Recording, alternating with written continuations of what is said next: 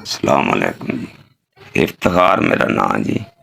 मजदूरी करदा हाँ जी ते वापसी घर आ रहा औंडा वज्जा मेरे पिछों, दोनों लत्तां मेरियां तोड़ गया, हाथ मेरा तोड़ गया। माड़ा बंदा हाँ जी, लोगों ने मदद करके चलो मेरी जान बचा लीए। हूँ ना दवाई जोगे पैसे है मेरे को, ना बालों के वास्ते राशन रूशन वास्ते कोई पैसा है। परेशान है मैं थोड़ा।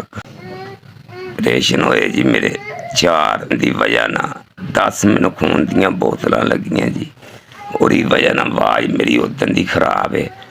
फ्रूट की रेड़ी लाना हाँ, महीने तो मैं घर मंजी ते पिया जी, ना दवाई है तो ना राशन।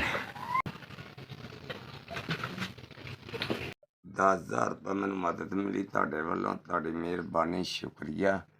अल्लाह तुहानू बहुता दवे जी।